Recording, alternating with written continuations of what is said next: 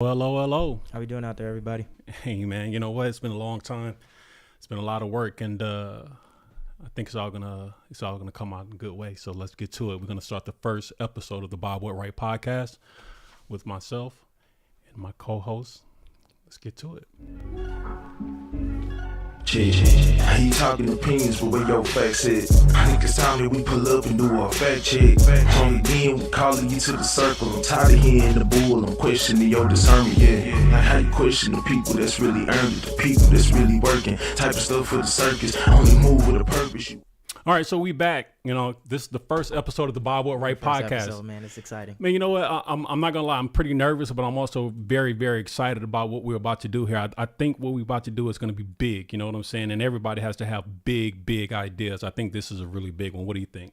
I think it's great. I think it's definitely going to be revolutionary, and I'm just ready to discuss with the people what we have going on. 10-4. So this is the Bob Whitwright podcast. I am your host, Ronald Robinson, co-founder of the Bob Whitwright podcast and also co-founder of the National Sportscaster League. And we're going to get into all that. I'll let my co-host introduce himself. How you guys doing out there? My name is Kyle Drayton, co-host of the Bob Whitwright podcast, co-founder of the National Sportscaster League, and just excited to be here. Just a regular sports fan like a lot of you guys out there, and ready to discuss some sports with you all. Yeah. So before we actually get into that, let's talk a little bit about the podcast, and let's kind of introduce people into what we're actually going to be doing, what we're going to be talking about. I think that's very important. So the first thing we're going to talk about is the actual league. As we mentioned, the National Sportscaster League is what we're here to talk about today. The National Sportscaster League is a new league, but it has some very old players, I think, that are in the league. Players that everybody is already aware of. I think you would agree with that, right? Yeah, definitely played a lot. Okay. So, you know, the National Sportscaster League, what we're going to do is, and what our goal is with your help, and it is a community league. So you guys will have a part to play in the actual league to get the league going in the direction that I think it needs to go. What we're going to do is we're going to take your favorite sportcasters, you know, all those guys that we spend hours and hours watching, talk about sports, dissecting games, you know, critiquing players and their performances, and we're going to make them compete. I think it's a long time coming. You know, I think the idea of sportscasters and the role that they play in the sports sphere and the sports world, I think it's been incomplete for a while. There's something to be said about competition amongst everybody involved in sports because everybody competes in it. They just haven't for so long. Exactly. What do you think? And since you bring that up, that they haven't competed in an actual sport, but I think it's good that we're here to actually discuss and hold these guys accountable into actually competing because, you know, every day they get on TV, they discuss sports, they discuss people's competitive drive, and, you know, what's good for the players that they're discussing is also good for them as well. So I think it's good that we're holding them accountable. We're able to have something that actually, you know, holds the flame to them in a sense, you know. You know, I think everybody loves sports, and I think what we love about sports is competition. And I think when you think about competition right now, when people talk about, you know, sportscasters, they're graded on a subjective level. Definitely. Which goes against everything that sports are about, right? Sports are all about numbers, you know, averages, wins, losses, percentages, you know, efficient shooting, things of that nature. Sports as a whole has always been about wins and losses. But the people who actually talk the most about sports and critique players who have dedicated their life to sports, they're not graded on a quantitative basis. Their grade is totally subjective. Definitely subjective. It's really just based on if I like you. Did you make me laugh when you talked about LeBron James last night? I mean, there's really no quantitative data that we hold to them. So I think you know, we should hold something to them. Yeah, and that's what we're going to get around doing. The National Sportscaster League is going to be a league. We're going to have a season. The season is starting right now. We're on the eve of the very first NFL football game that's going to be going on tomorrow against the Kansas City Chiefs and the Detroit Lions at Arrowhead. And, you know, sportcasters, they have quantitative data that they give us all the time. We've just never taken the time to actually collect that data. And I think it's good that we are collecting it. So, you know, we have something to actually look back on and we can see, you know, who's in the lead, you know, who's in the lead right now. Because, you know, when we talk about it, let me ask you a question. Okay, let's go this way. Who do you think is the best? Not your favorite, but who do you think is the best sportscaster right now that's popular and out there currently talking about sports? The best sportscaster. So I guess since I guess it's really subjective at this point, who comes to mind right now? I would want to say Shannon Sharp. I like Shannon Sharp for the most right now, just because I know he feels like it's somebody that somebody that you can have a regular conversation with. He makes me laugh. I'm big on my jokes and whatnot. I like to laugh. So it's just like when he's he's very expressive in his responses, and I just like how he pushes his point across. So he'll be my favorite right now. Another top one is Stephen A. Of course, I like how animated he is, but those are my top guys right now. How about yourself? You know what? It's irrelevant who I think is the top guys, and I'll tell you why. Okay, I just wanted to hear you say who you think is the best, because the way you graded that was completely subjective, right? Exactly. And I think that's where we're missing some information right now, because the grading scale is subjective. It's based on who you're fans of. And I'm a fan of both those guys. Definitely. I'm a big Shannon Sharp fan. I'm happy to see him and Stephen A. Smith working together. I'm happy to see him and Stephen A. Smith, kind of have a consistent scheduled time where I can actually tune in and hear them both talk. I think both of them are extremely talented. But once again, I hear you talking opinions, but where your face? oh man, yeah. Once again, it's subjective on how we actually grade those guys, right. And I think we can actually go about it a little different way. So the league is going to do that. We're going to start with the beginning of the actual NFL football season, and we're going to conclude at the end of the NBA finals. Okay, because you have some sportscasters who only talk about football, right? You have some sportscasters who only talk about basketball, right? But you also have some sportscasters who talk across both sports, because that's kind of the environment that we're in right now with sportscasters. Some people think they could talk about multiple sports, and they think they have some insight that they can provide us across both sports. I mean, they probably have as much insight as I do. Well, and that's kind of what we're here to talk about. But Stephen A. Smith actually has played a huge part in this actual podcast coming to life. Okay. Why do you say that? Because, we've been working on it for a while. We've had multiple meetings. We've gone through, a lot to kind of get the studio, everything together, some other actual tools that we'll be using to kind of push the actual project forward. And while we were going through that process, there's always doubt as far as whether you're doing something that people are really going to attach themselves to. True. And I'm not going to sit here and say I didn't have some times of doubt.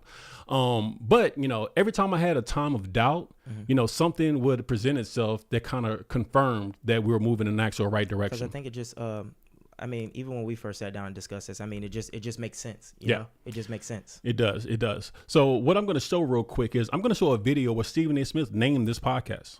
He named this podcast. He named this podcast. Okay. Stephen A. Smith was actually on a show with Bomani Jones. Bomani Jones has a show on HBO. Man, and I can't believe I can't think of the name of the title of the show. It's an HBO show. It's a pretty good show. Stephen A. Smith was on the show, and he was being interviewed by Bomani Jones.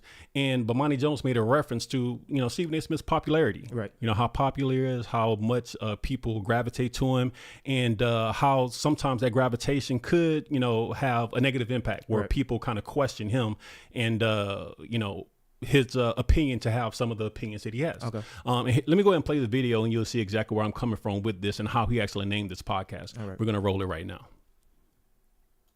But when you've got the #1 morning show in sports for like 11 years now, and you've accomplished what I've accomplished, and you have the opinions that I've had and talk that smack that I've talked, eventually somebody's going to look at you and say, all right, what about you? Who are you? What you think? How do you feel? How did you come to think like this? What's your perspective? Where you get it from? Who gave you the right to have this kind of opinion?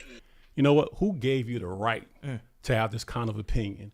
Who told you that your opinion about sports and how players prepare themselves, execute sports, go about their dedicate their life to a sport? Right. Why exactly are you someone that should be a subject matter expert on sports? And not just Stephen A. Smith, because I definitely don't want to harp on Stephen A. Smith. He is probably one of the most identifiable sportscasters out there, but it's across the board. I mean, there are a ton of people that talk about sports on a regular basis that I question exactly why we even care about their opinion about sports. Right. And I think what it kind of boils down to, like I was saying earlier, if you truly, if you truly like one of these sportscasters, right, and you like the way they, bring their point across about, a certain player or a certain sport, you just kind of gravitate to that, and you may kind of identify with some of these sportscasters a little bit, where it's, like I said earlier, I'm a regular fan, right? So this sportscaster who is obviously a regular fan as well, haven't played a lick of sports, you know, they're discussing the sports how I would discuss the sports,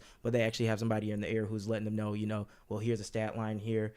This is what happened, you know, 17 years ago on April 17th when they were playing. You know, they have these extra things that actually boost their, you know, their knowledge and actually helps boost their confidence when they're, you know, they're coming across, you know, with these different, I guess, with their opinion about sports. So, you know, a lot of people think that sportscasters just organically have like a wealth of knowledge about sports. They don't realize there's someone behind the scenes feeding all this debate. There's someone who actually is doing the research, who actually is getting the stats, who actually is, you know, prepping themselves before the show, and they just feed the information to sportscasters in their ears. You know, I always found it interesting that, you know, when people says, you know, somebody is so knowledgeable about sports, and I ask them, what are you basing that on?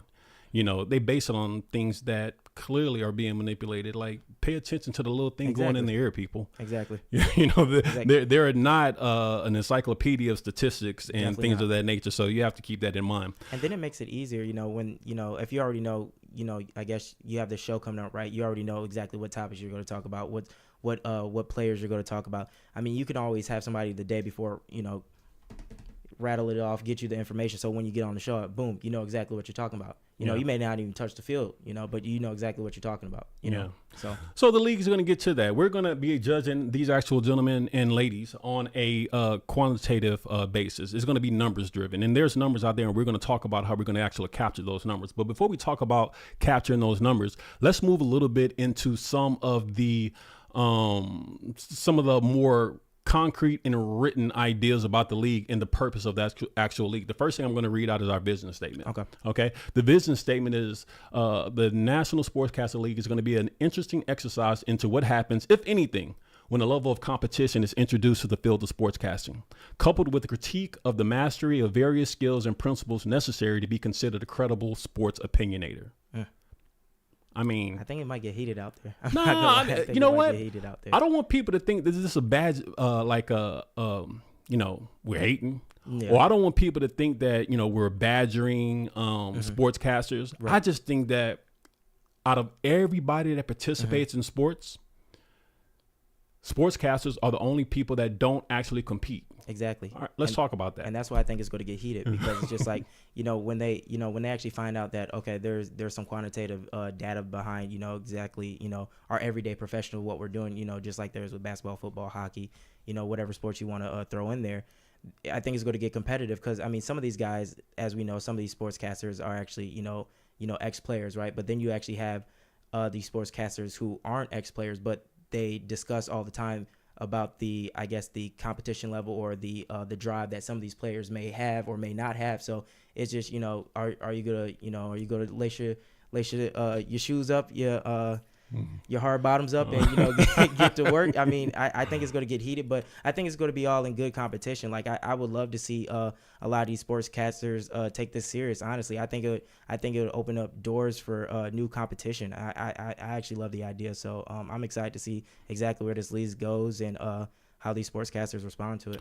Yeah, you know what? I think it's going to be a slow burn, because I think if sportscasters do choose to actively participate in this actual league, I think it's going to be out of pressure to participate. Okay. The people that's going to have to provide the pressure is going to be us. Right. Really. Not just us as hosts of this actual show, but the people watching. Right. You know, like when you're sitting here watching these shows, and I know all of my friends spend a considerable amount of time watching sports shows. And do you care if the person that's talking about the actual sport is knowledgeable about the sport? Right. Do you care if the person talking about the sport has actually competed in sports at a high level? Right. Do you care if they never played sports at all and maybe they're just a journalist who actually wrote a column for a number of years, somehow found themselves in front of the TV, and all of a sudden we're supposed to believe that they are actually a credible source for sports knowledge?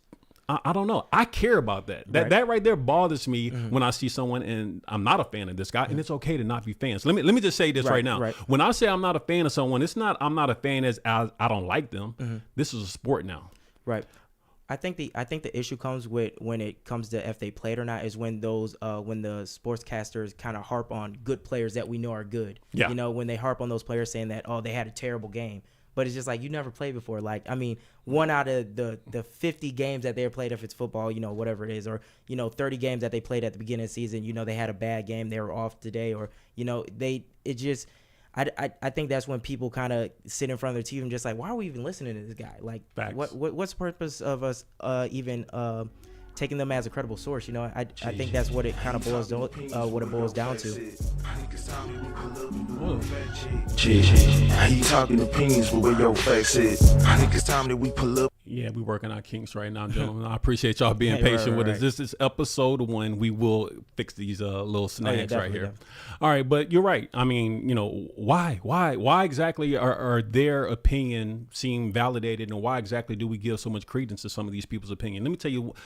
And since this is a sport, let me just go back to the point I was trying to make. Right. Since this is a sport, I will be fans.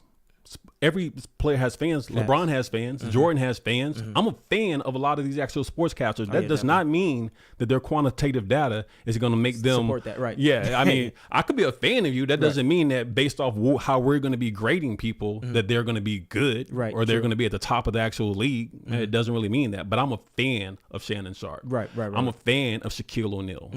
I'm a fan of Ryan Clark. Big fan of Ryan Clark. I like Charles Barkley. I enjoy Charles. Not a fan. I enjoy Charles Barkley. Not a man. fan, and that's extremely ironic for a lot of people who know why Charles Barkley, me not being a Charles Barkley fan, not a fan, but I'm not a huge fan, and we'll talk about all that stuff. But somebody who I'm definitely not a fan of is like Nick Wright. You know Nick Wright?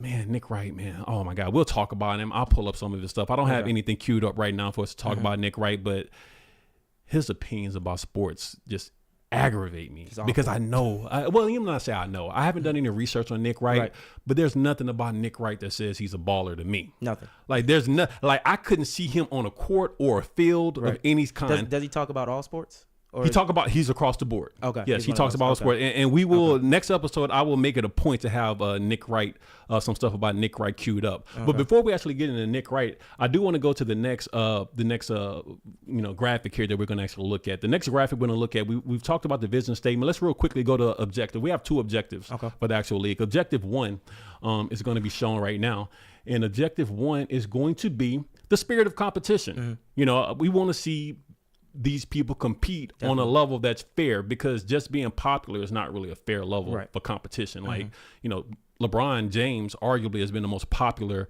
basketball player in the league for the past decade at least. Right. That doesn't mean he's going to win every year. I mean, he's won enough. He's won a lot, but popularity shouldn't be the reason that someone is considered the best. So they're going to compete. We like the spirit of competition. The creation of a sports league tasked with creating quantifiable measurements that will rank sportscasters amongst their peers. Okay. Quantifiable measurements, not subjective opinions, but data. Right. Wins and losses.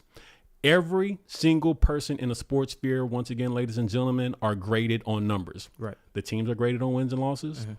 The players are graded on averages, points, rebounds, triple doubles, whatever they bring to their actual team that they participate with. Right. I'm gonna go to the next level though. General managers, sportscasters hold general managers accountable based off what their team does. Oh, yeah, they get wins on and losses. Yeah, they definitely get on them about that. Why'd you pick that player? Yeah, Right. Wins and losses, and even I'll go even higher than that. Owners True. are judged on wins and losses. How many championships do you have? Owners never touch the field, but they're judged on wins and losses. Michael Jordan, the former, I think he sold his stake, or he sold the majority of his stake in the NBA franchise he was affiliated with. I think Charlotte. Yeah. the Hornets. Michael Jordan is considered by many sportscasters to be a horrible owner. A horrible owner. I mean, yeah. Well, what are they basing that on? They're basing that on wins or losses. Exactly. They're not basing it on the fact that he's a businessman, Right. who is the owner of an actual NBA franchise, who actually purchased a franchise for X dollars, Right. and when he sold it for considerably more. As a businessman, I would call that success. Right. Dan Snyder of the Washington Commanders, formerly the Washington Redskins, he was considered a horrible owner. Why? Because he didn't win. Not because he was the owner of probably one of the second most lucrative franchises in all of American sports behind the Dallas Cowboys, Right. but because he didn't win. So wins and losses are what everyone else is judged on, but these people are not judged on quantifiable statistical data. Until today. Until today. Until today. All right. Let's go to the next objective here. And that's objective, and this is the final objective. Based on their rankings, those found to be lacking in their knowledge of the actual sport of which they're reporting shall find themselves under professional scrutiny, while those found to have superior insight will be acknowledged and have their opinions reaffirmed. Okay. I think that's fair. It's more than fair. You know, and like I said, it's not bashing. We don't say, I do not say that a sportscaster is bashing a particular player if they identify that player's weaknesses and where that player needs to improve at. Right. They don't say that. They do it all the time. It's part of their actual duties to do that. So this is a sports league, and now you're going to be critiqued. Right. You're going to be critiqued, but not on anything, frivolous. You will be critiqued on the things that are necessary, in our opinion, and the opinion of our audience, as to what makes you a credible sportscaster and what things you may need to improve on to improve your ability to do your craft, if this is possible. Exactly. I think that's totally fair.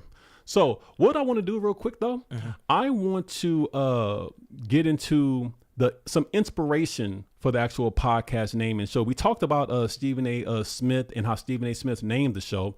But even before I got to the actual name, we were already moving in this particular direction to get the show going. Part of the reason we were moving in this direction is because when I sit and I watch, sports media, and I watch a lot of it, I'm a big time sports fan. Some of these guys are just so opinionated. And every now and then somebody calls them out. One of my favorite videos is when Jalen Rose had a little conversation with a guy by the name of Skip Bayless. You heard of Skip? Yep. No, Skip. Yeah. Skip. Skip, hate it, like him or love him. Hate him or love him, whatever the case may be. Skip has some opinions, and sometimes Skip's rub people the wrong way. In this particular clip, he rubbed Jalen Rose early into his career as a broadcaster the wrong way, and Jalen Rose came prepared. He came with receipts. What Jalen say to him? All right, so let's go ahead and run that actual clip here real quick, and we'll talk about it a little bit more afterward. But Jalen Rose definitely came with receipts as far as Skip Bayless and Skip Bayless trying to check him on a particular topic. The positions were only created so a novice could follow the game. Just because you're a power forward, that doesn't make you physical. Just because you're a shooting guard, that don't mean you can jack up threes.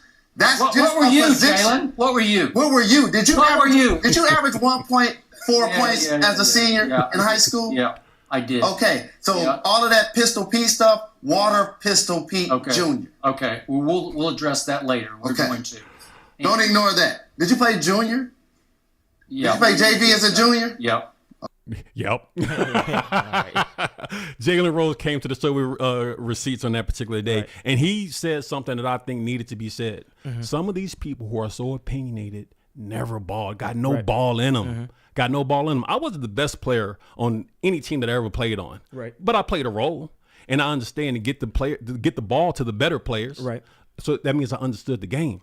It had no ego in it. If you really understand the game, you understand that you have to put your players and your team in the best situation to win. And that could mean giving the ball to Norman Gray on the block. That could mean making certain that Cam get the ball wherever he needs it, or Wally Harrison is fouled on the 3-point line because I know he's going to stroke it. That could mean find Sean McKee and make certain he gets the ball where he needs to get it to be effective in the score. Tony Younger. I was blessed to play with some incredible athletes, incredible talents, and I understood my role in all those situations. I think understanding your role and having some experience gives you a little bit more insight into sports that someone like Skip Bayless just does not have. Yeah, he and I'm glad Jalen definitely said that to him. Like we all know, Skip doesn't have any any sports background from what we know, but I guess it just goes back to the the main point of why we're here. Skip has made his name in sports because he's been a polarizing figure in the in the sportscasting in the arena. But I think it's time that a lot of these sportscasters that do have actual experience actually voice their opinions like how Jalen did back in the day with these other guys. So I think it's good that we actually have something quantitative now that we can judge these sportscasters that don't have any experience. So it's just like, okay, there's your time to get on the field now. It's your time to get on the field. So I'm just excited that we can actually hold these guys accountable. You know what? And if a sportscaster is really honest with themselves, they should welcome this opportunity. You would think. Because there's a lot of times where sportscasters, just like Skip Bayless got checked right there from Jalen Rose, there's a lot of times that sportscasters have to answer those questions like, why are you someone that we should listen to? We're not the first person to actually say that. Now, on that particular video that we just saw, Jalen Rose has something to say about Skip Bayless and Skip Bayless' athletic or, playing experience, right? The next day or a couple of days later, Stephen A. Attempted to come to Skip Bayless's defense. Okay. And when he attempted to come into defense, he had something, and I want to talk about it a little bit. So let me go ahead and cue up the clip here real quick. And here's Stephen A. Smith coming to Skip Bayless's defense after Jalen Rose did what, we just heard Jalen Rose did. So let's go ahead and play that particular clip here real quick, and we'll discuss it.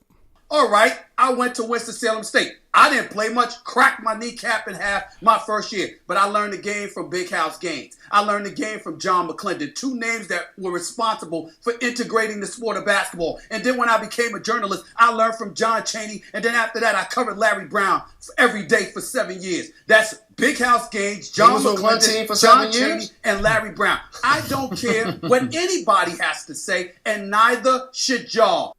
You know what? He doesn't care. Why should he? Right. We've already crowned him. We've already crowned him. We've crowned him as being a subject matter expert on sports. Definitely. And by his own admission there, he didn't play much basketball at all. I know he went to, I think, Winston-Salem State. Yeah. And I think he was on a team at some particular point, but by his own admission, he didn't play a lot of ball. Exactly. By his own admission, he's carrying his experience based off being on the perimeter and watching at a very close perimeter, but watching, not playing. Right. But I mean, like, I guess that's with I guess everybody out there who's watching this right now and who actually watches, basketball or football or whatever sports they like to engage in. But I mean, why can't they get out there and do the same thing at this point? How is Stephen A., and not to just single him out, but since he's in the clip, how is he the main one that we go to as a source of knowledge in a sense, just because, he was around? Yeah, he's around probably some of the greats around there, but I mean, I can watch the same greats on TV and say, oh yeah, I know a lot about basketball because I like to watch LeBron, or I know a lot about football because I like to watch Jalen Hurts. I know a lot about what other sports is there? Soccer because I watch Lionel Messi. It's just like, just because I watch these people doesn't actually mean that I actually have hands-on knowledge about the sport, because you actually have to be out there in the sport to actually know the feel of the sport, to actually have a good idea of what should be next or what you should do actually when you're actually out there playing the sport. Without question. Let me throw a hypothetical at you real quick. Let's go. So if you're interested in getting building a home, right? There's people who watch the home development channel. I can't think of the name of it, the actual name of the channel, but it's a channel where they're building homes, they're renovating homes. They watch these shows religiously. Right.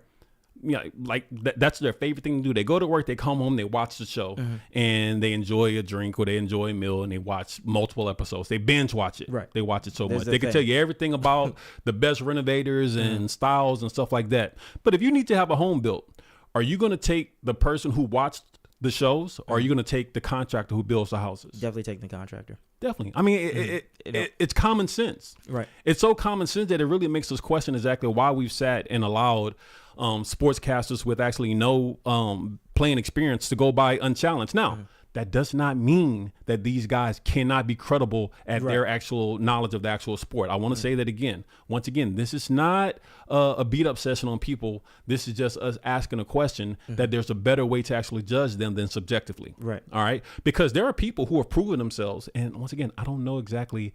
I'm thinking about the coach from Miami, the Miami Heat coach, Spoelstra. Yeah, Eric Spoelstra. I don't know his playing history.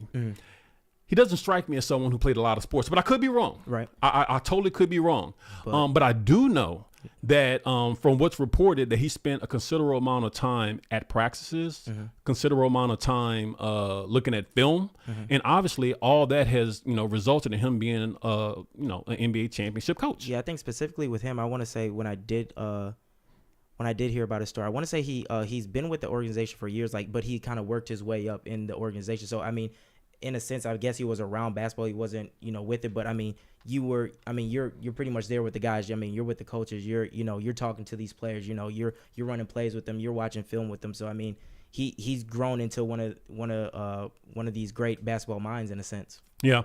And so there's always exceptions to the rule, right? Oh, of course. You know, even if you haven't played, you can actually learn the game to a level, but there's some people who clearly don't understand the game in which they're commenting on. They clearly don't. Like, it's not even a question that if they understand the game that they're commenting on. But I guess with the league, I mean, this gives those people opportunity to actually prove themselves. If you believe as though, even though you haven't stepped on the field or you haven't stepped on the court, and you can actually prove yourself as being one of these best sportscasters, then here's your opportunity. Without question. Let me show one more video, and this is going to be Skip Bayless. Okay, Skip Bayless just happened to be all over, you know, the videos and stuff that I was researching and whatnot.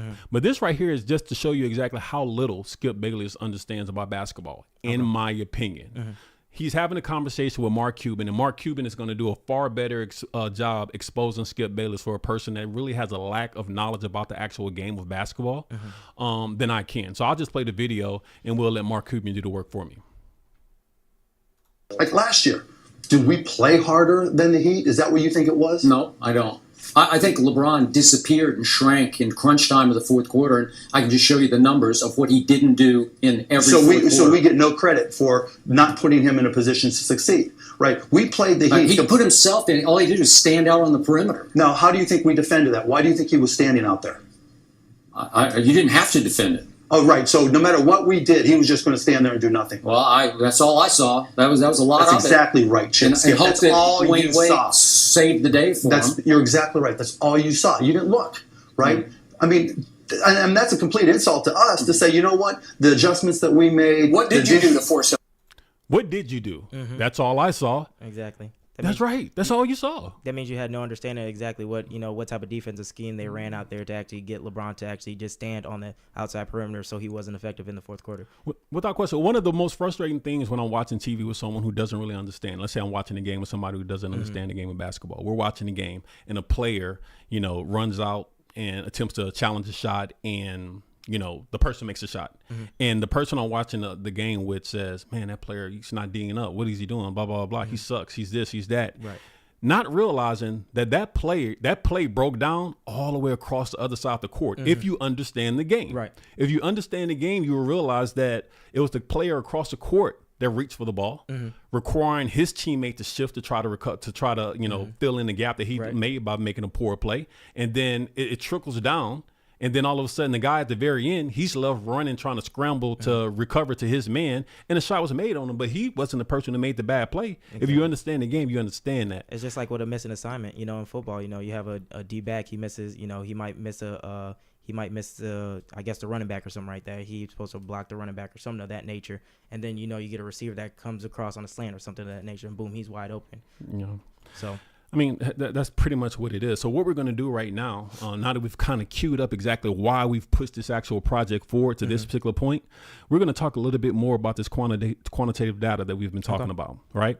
Right now, the data that's been out there that people just have neglected or not seen a need to actually start collecting has been predictions. Okay. Sportcasters, especially during NFL season, make predictions all the time about who's going to win the outcome of a game, right?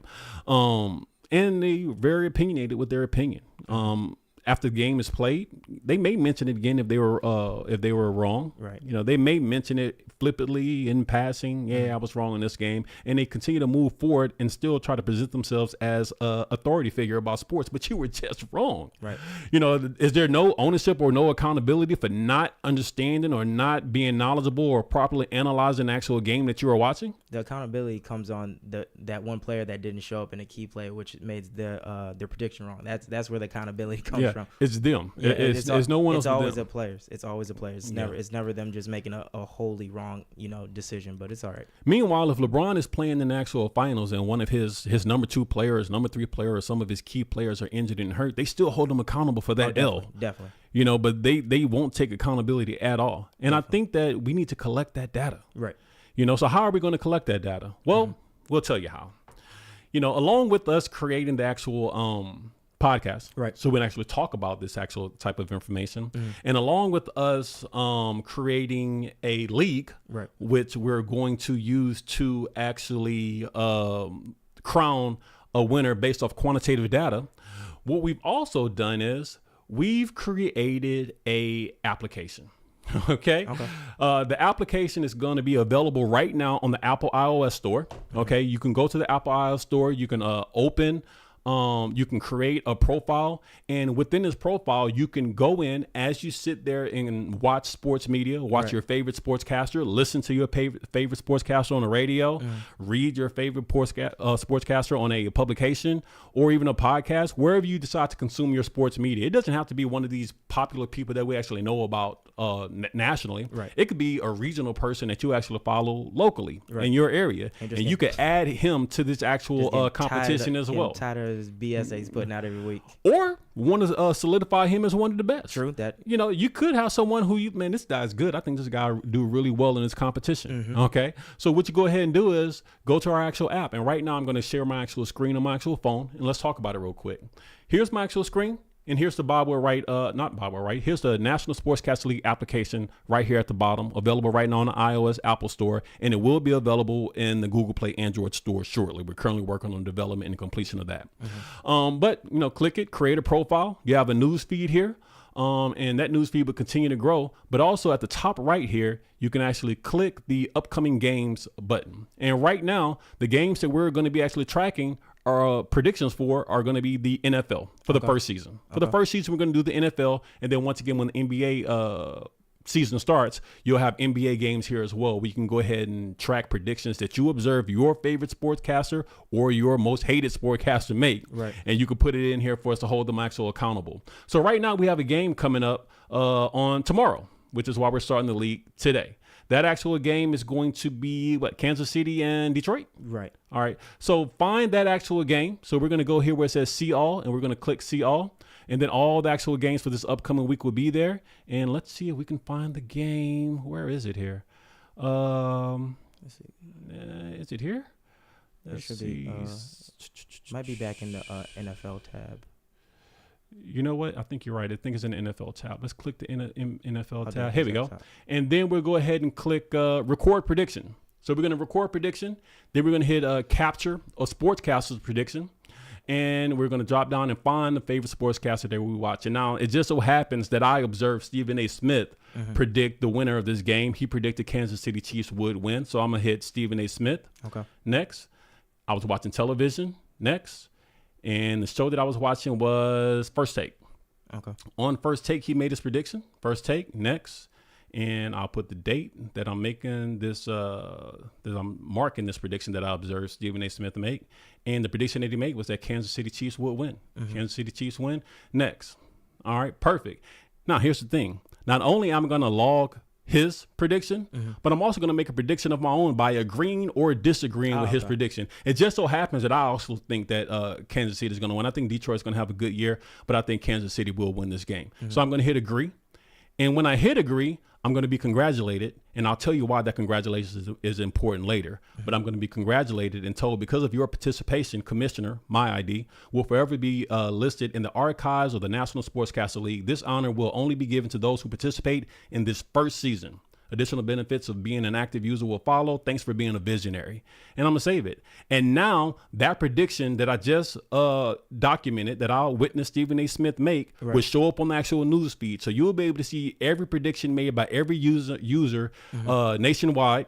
And you will be able to make your own predictions. But we're going to track. That's how we're going to track these predictions that they're making. We're going to crowdsource this information. Does that make sense? Right. No, it definitely makes a lot of sense. And I think it's good because, we can't watch all these games ourselves. So, a lot of people watch different sportscasters. They watch different TV, different television shows. So I think it's perfect that people are, it gives people, the people an opportunity who actually watch the sport, who actually watch these sportscasters on a regular basis to hold them accountable and actually keep track of their favorite sportscasters that they want to either see well or actually want to see actually have some quantitative data to hold them against. So I think it's perfect. I actually have a couple bets I actually have to make right now and a couple predictions I need to make about this Kansas City game and then a couple others. But yeah, definitely.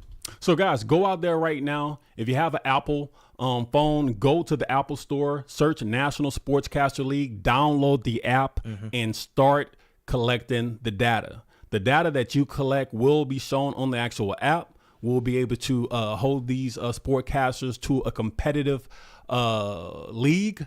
And I think it's necessary. I think it's going to be a good time. I think it's going to be fun.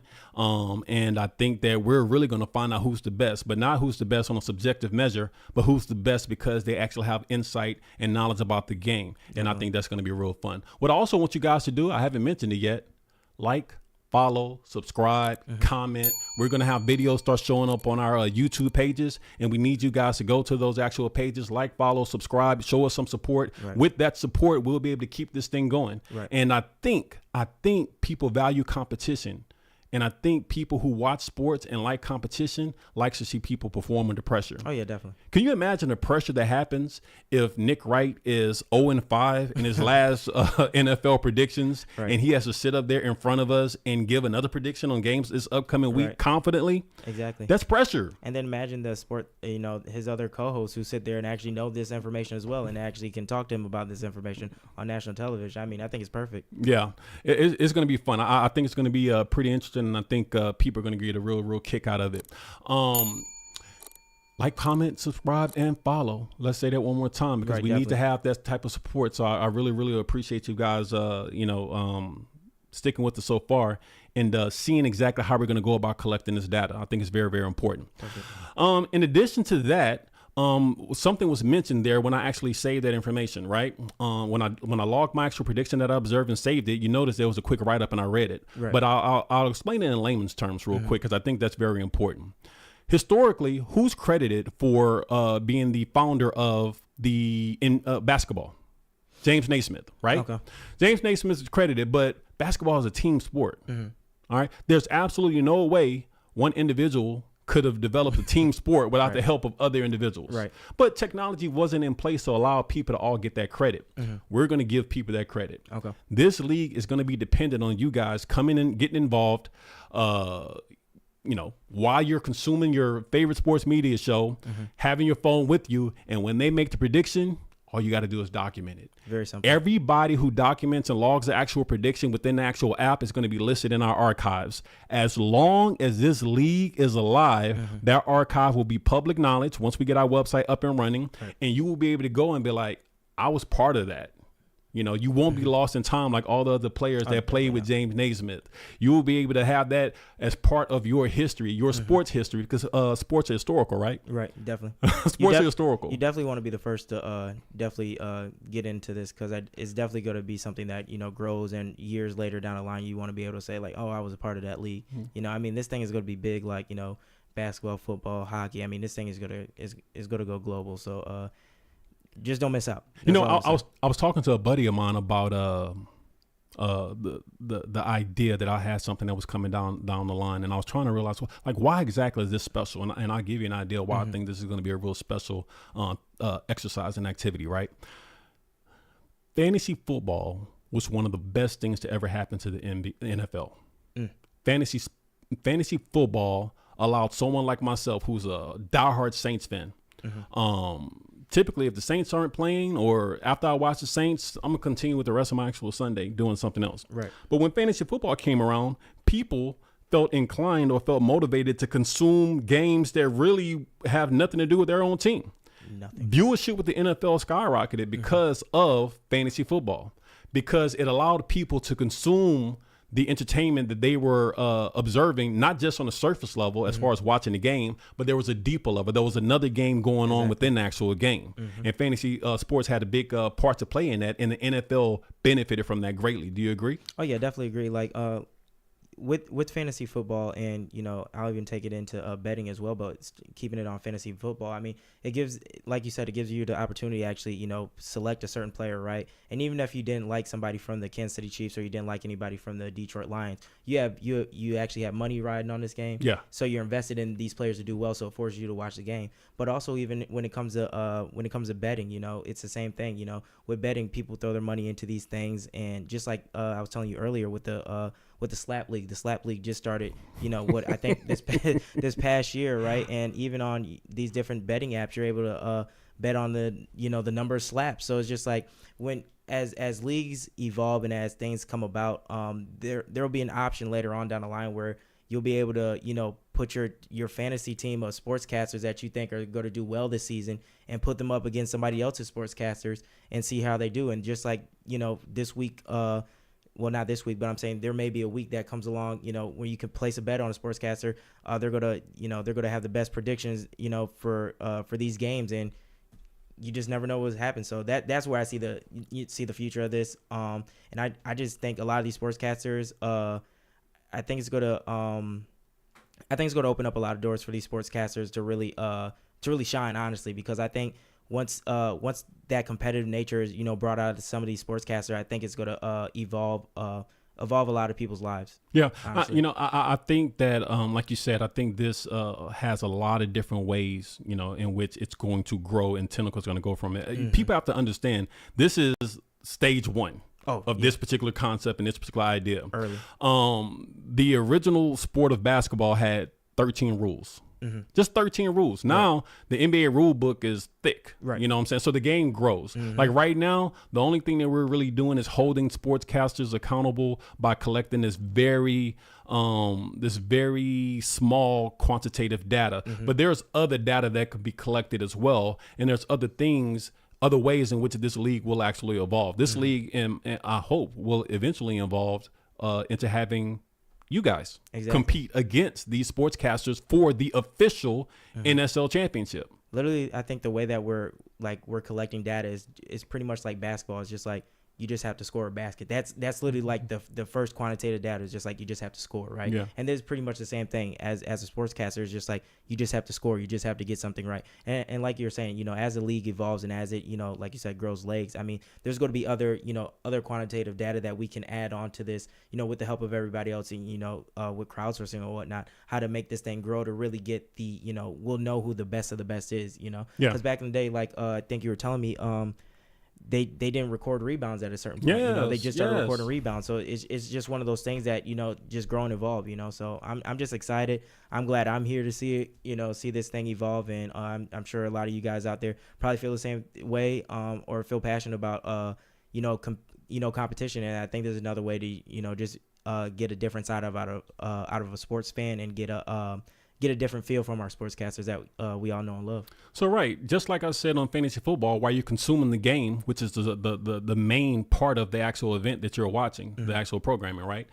There's a secondary thing that you're doing with fantasy football, looking at the actual players and something else that's going on behind the scenes, right? Same thing with sports media. Sports media is on every day. Right now, sports media talks about the sport, but now we're making sports media part of the game. Oh, yeah. So not only are you watching your sports casters talk about the games that just passed or the upcoming games, but you're also watching for that game within the game. Right. And that's what NSL is. We're the game within the game, and we're going to allow for a more richer, a fuller consumption of sports media because there's going to be another game being played on the backbone of the sports media in which we consume already on a regular basis. Right. I think people are going to, I think they're going to watch sportcasters a little bit more closely now. I think it's going to make even watching their episodes that much more exciting because, I mean, like as you're watching, like I find myself now, even before, we launched this and, when we were, developing the app, you listen to see if they're going to make a prediction, so you can actually go run to the app and add it on there, so you can see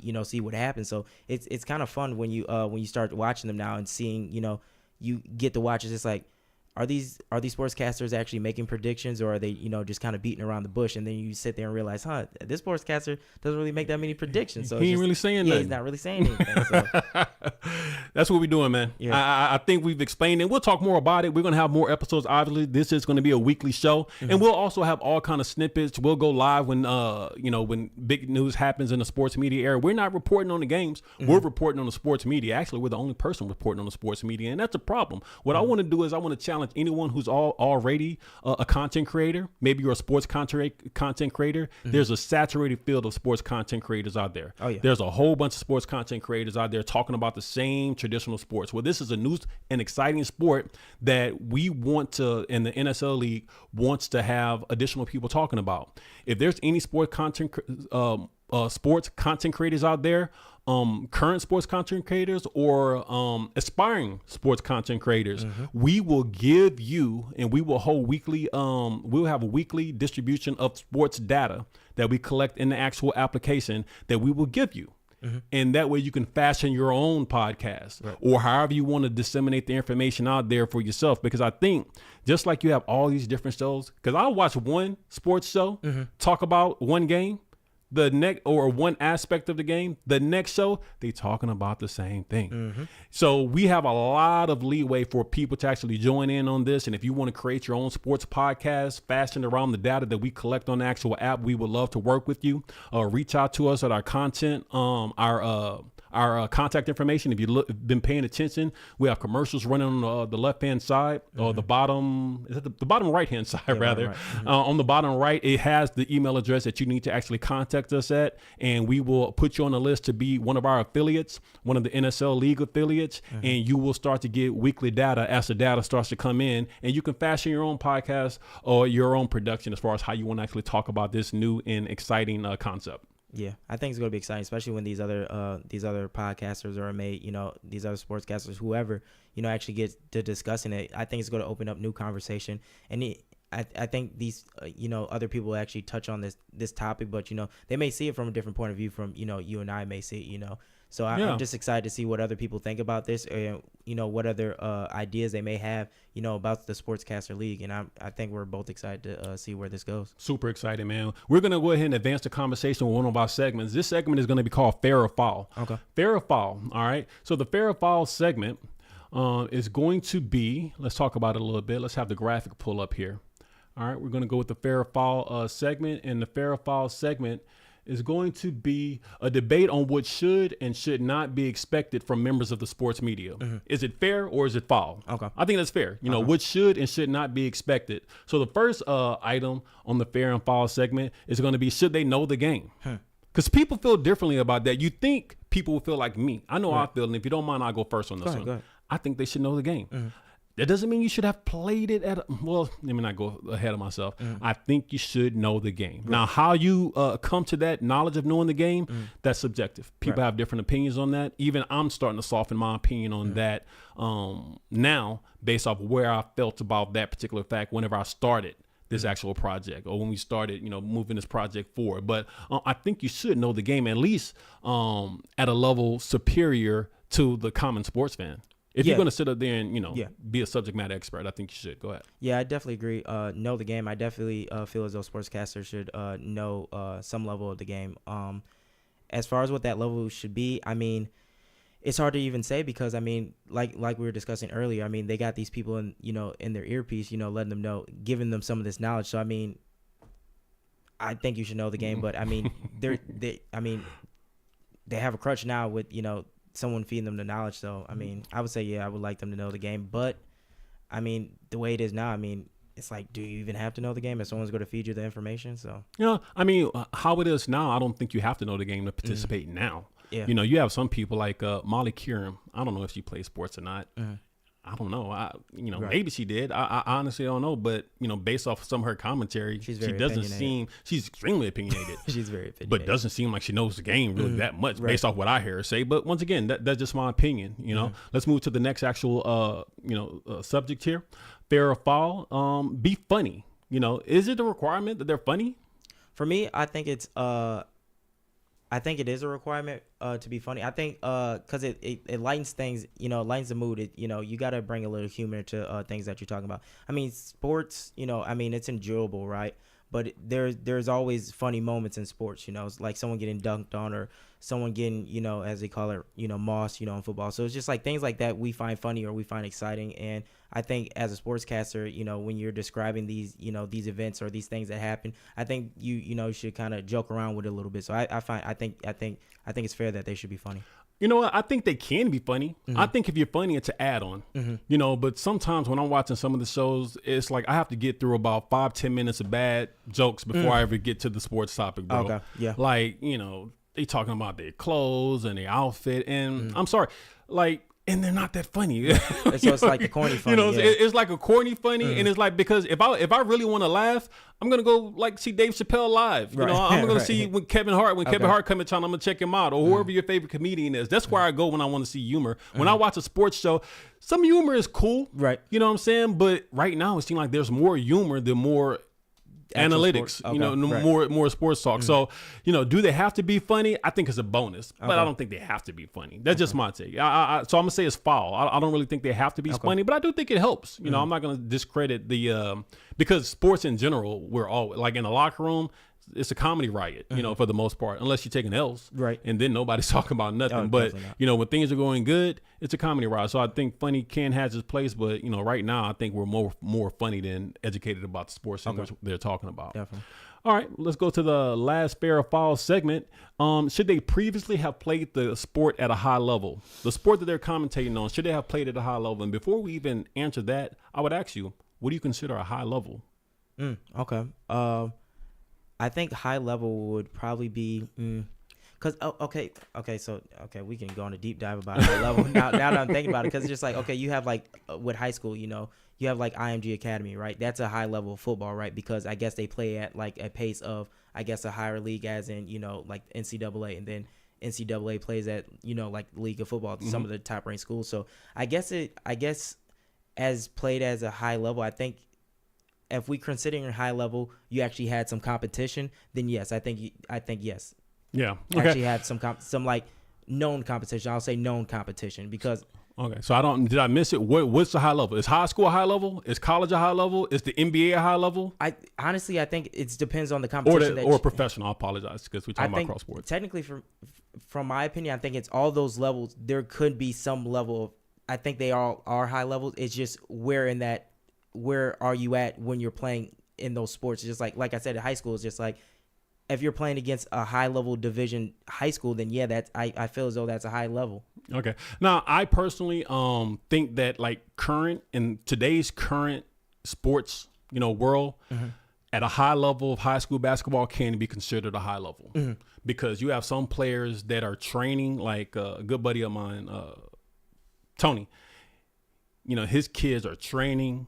You know, they're technically amazing about how to play football. Right. I mean, they work with like professional trainers. Like that wasn't the case when I was coming up. When I was coming up, you know, it was primarily, are you athletic enough? Can you shoot the ball? You know, and you know, do you have a general what's the word I'm looking for? or- Not knowledge, because just a general ability to work within a team dynamic. Okay. If you had the discipline to work within a team dynamic, you can play. But you know, there are things that I learned in college about how to play the game of basketball that if I knew in high school, I think I would have been a much better player because I really learned the game in college. Okay. And in high school, I just was blessed to be tall. Right. And I had some talent. And once again, I played with some great players Right. in high school. Like I was the tallest person on the team, but you know, I wasn't the best, not even close. I mean, we had some very, very talented players on our team.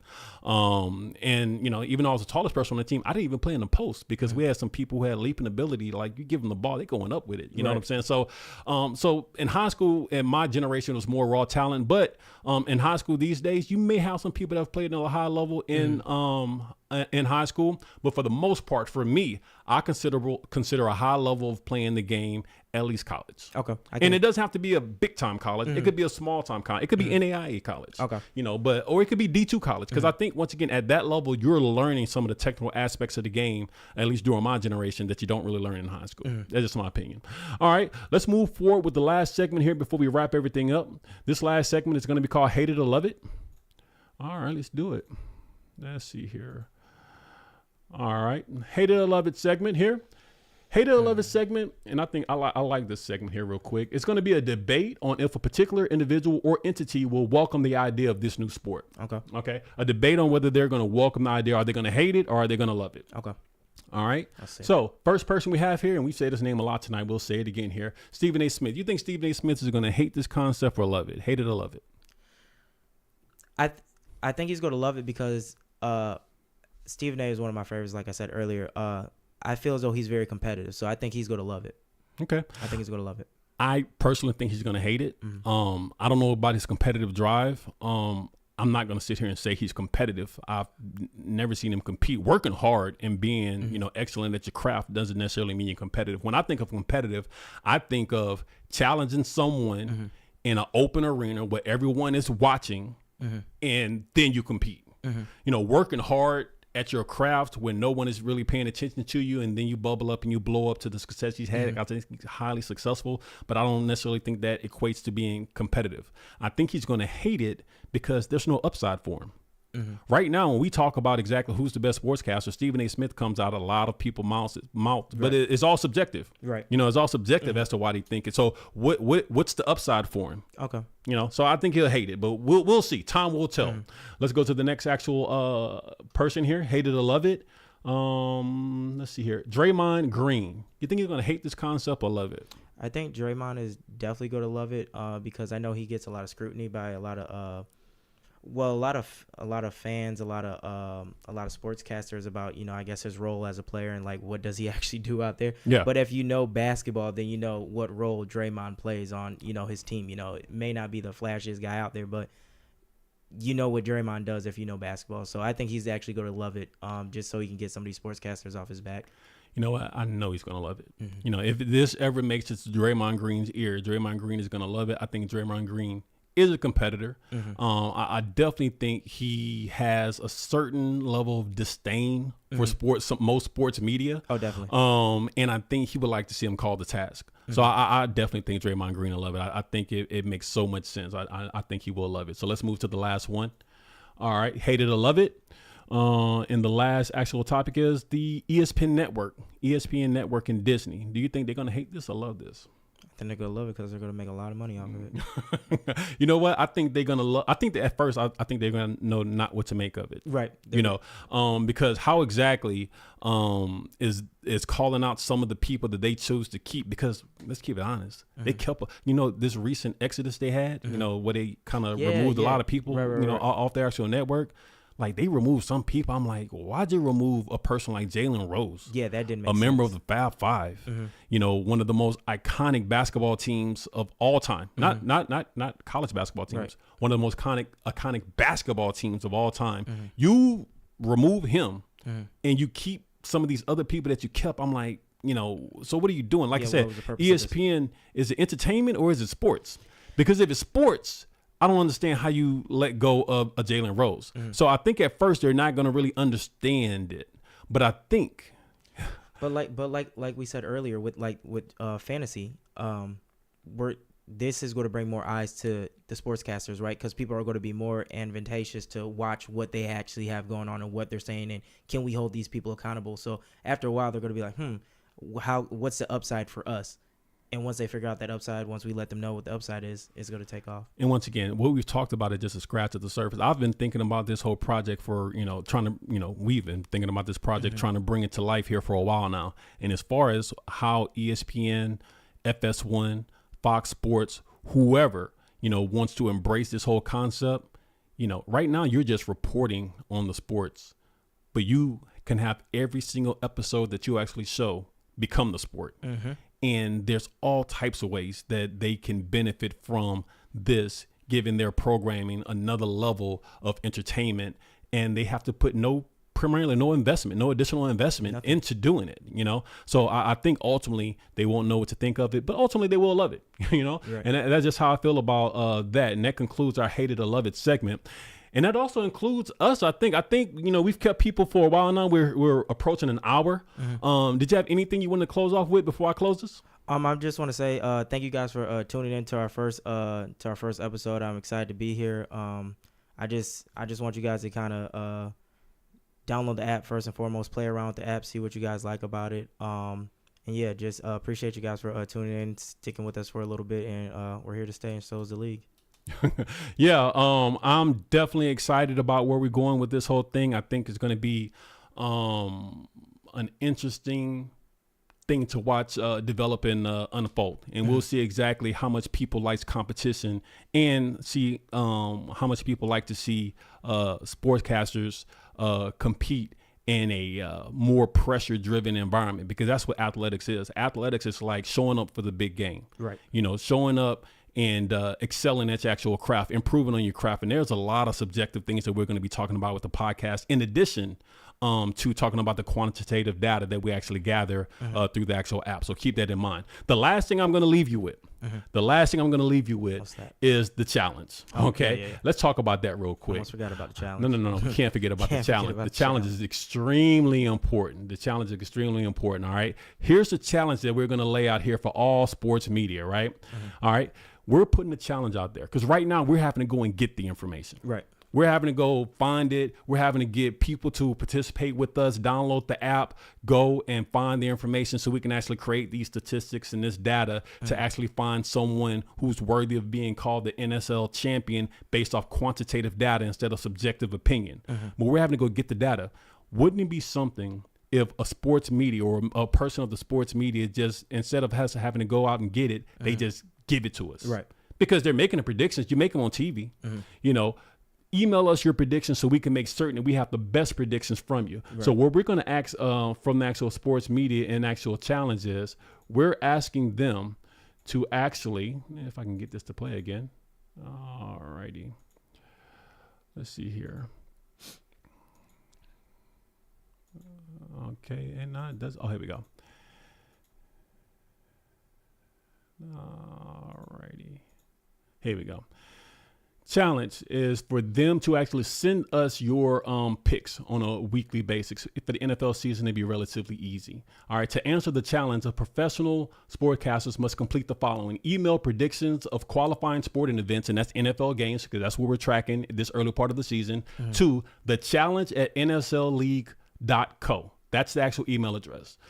After you email us your picks for the actual week, complete a Zoom call interview on the podcast with us, just to confirm it's you and it's not someone else talking in your name erroneously. You know, that is how you're going to actually answer the challenge. Okay. And I think the person who answered the challenge, once again, going down in history, I think when you think about the actual concept of sportscasters actually being held to some type of quantitative measurement, I don't think you can continue to watch sports media and forget about it. Yeah, you can't. You know, once the Pandora's box has been open. Yeah, it's there. You know, once it's open, now you cannot watch sports media and watch people make these predictions and routinely be wrong or right without thinking, I wonder how well they're doing, because we don't really know what a good success rate is. This first season, we're just trying to find the baseline. I don't know if 70% success rate is good, 50%. We've never collected the data before.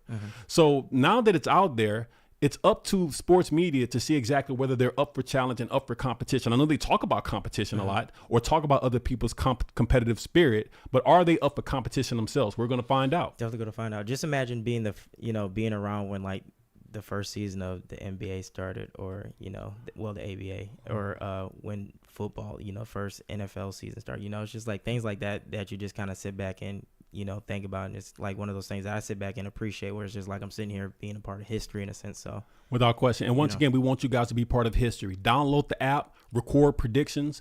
For everyone who downloads the app and records at least one prediction in season 1, your name will be going in the archives forever. As long as this is a sport, it will be there forever. Keep that in mind. And we also have some other things coming out. We're going to have memorabilia coming out because it's a sports league, and sports is all about memorabilia and collectibles. We will have that coming out in the near future. Be ready for that. People who actually participate in the actual league will be invited to actually purchase those items first before they go out on sale for the public. Right. Keep that in mind as well. To close out the actual challenge, this challenge is going to be updated with how many days the challenge has been out there. Today, my friends, today is day 1. Day 1. The challenge is out there. The challenge has been laid. What sportscaster is going to step up first and send their picks in to us and welcome some competition in their field? I think some people need to. I think Charles Barkley needs to. How many times? Let me go to Charles Barkley real quick, because I'm not a really big fan, but I do sympathize with Charles Barkley on this particular issue. Okay. Charles Barkley routinely has to do what they call shut the hell up. When Charles Barkley sits there and talks about basketball with Shaquille O'Neal, Shaquille O'Neal routinely tells him, well, Chuck, you can't really talk about that because you ain't won a championship yet, right, Chuck.